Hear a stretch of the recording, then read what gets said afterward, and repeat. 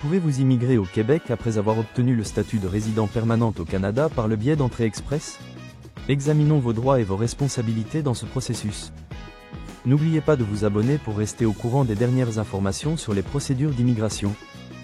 L'objectif de cette vidéo est donc de répondre à une question très courante que vous vous posez certainement et que se posent des milliers de nouveaux résidents permanents d'entrée express. Est-il possible d'immigrer au Québec après avoir obtenu sa résidence permanente par entrée express? Nous allons explorer ce que dit la loi, les risques potentiels et les bonnes pratiques à adopter. Entrée express est un système fédéral d'immigration, alors que le Québec dispose de son propre programme. Pourtant, plusieurs personnes ayant obtenu la résidence permanente via entrée express envisagent de s'installer au Québec. Est-ce légal? Est-ce risqué? Voyons cela en détail. Petit rappel, entrée express est réservée aux provinces hors Québec. Si vous voulez immigrer au Québec, il faut passer par les programmes québécois. Quand vous créez un profil entrée express, vous indiquez votre intention de vous établir dans une province précise, pas au Québec. Cette déclaration d'intention n'est pas anodine. Elle est cruciale pour l'analyse de votre admissibilité.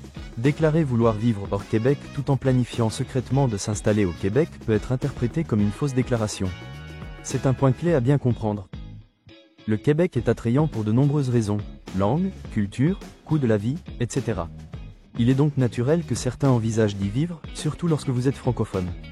Mais utiliser entrée express comme raccourci peut vous exposer à de graves conséquences si cette intention n'est pas déclarée clairement. La Charte canadienne garantit aux résidents permanents la liberté de vivre n'importe où au Canada. Mais attention, ce droit ne permet pas de mentir sur son intention initiale. Le respect du processus de sélection demeure essentiel, même si on peut circuler librement ensuite. Oui, vous avez le droit de vivre au Québec. Mais ce droit ne vous dispense pas d'avoir agi de bonne foi au départ. Ce n'est pas parce qu'on peut se déplacer librement que tout est permis dans le processus d'immigration. Si les autorités estiment que vous avez menti sur votre intention de résidence, cela peut être considéré comme une fraude. Et les conséquences sont lourdes: retrait de votre statut, interdiction de territoire, voire procédure de renvoi. C'est un risque réel à ne pas négliger. La loi sur l'immigration prévoit qu'une fausse déclaration peut entraîner une interdiction de territoire de 5 ans. Mentir sur son intention de résidence, même indirectement, peut suffire. Il y a déjà eu des cas où la résidence permanente a été révoquée. Une chose est de faire valoir un droit légitime, comme vivre au Québec. Une autre est de contourner les règles. Si vous n'avez jamais eu l'intention de vivre hors Québec, c'est un abus du système, même si la charte vous protège en théorie. Ce que vous avez écrit, les documents que vous avez fournis, vos démarches d'installation. Tout cela forme une preuve. Si vous n'avez rien qui prouve une réelle intention de vivre dans la province choisie, votre dossier devient suspect. Gardez donc des traces de tout.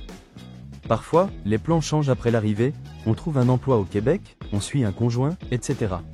Ces cas peuvent être légitimes. Il faut alors pouvoir expliquer ce changement avec des preuves crédibles et datées après l'obtention de la résidence. Ce qui inquiète, ce sont les cas où la personne n'a même pas essayé de s'installer hors Québec.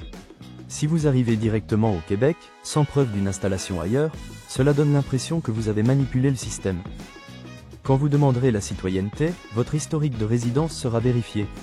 Si des incohérences apparaissent, par exemple, si vous avez toujours vécu au Québec malgré une demande fédérale, cela peut nuire à votre admissibilité. L'agent peut remettre en question votre intégrité. En plus des questions d'intention, il y a les obligations liées à la résidence physique, 730 jours sur 5 ans.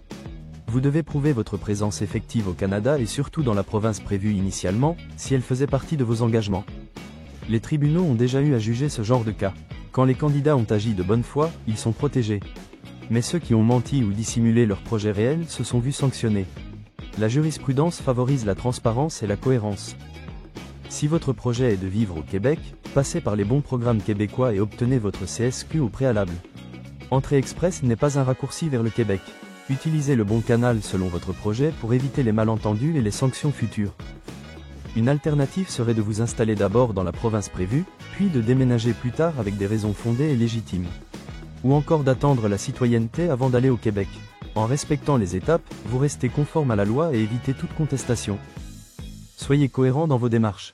Dites ce que vous faites et faites ce que vous dites. Gardez une trace de toutes vos démarches d'installation. En cas de doute, consultez un consultant réglementé ou un avocat spécialisé en immigration. Pour résumer, s'installer au Québec après entrée express, c'est possible mais risqué. Le plus important, c'est d'avoir été honnête et cohérent dès le départ. N'essayez pas de contourner le système. Respectez les règles, planifiez bien votre projet, et tout ira bien. Merci d'avoir suivi cette vidéo et n'oubliez pas de vous abonner pour rester au courant des dernières informations sur les procédures d'immigration au Canada.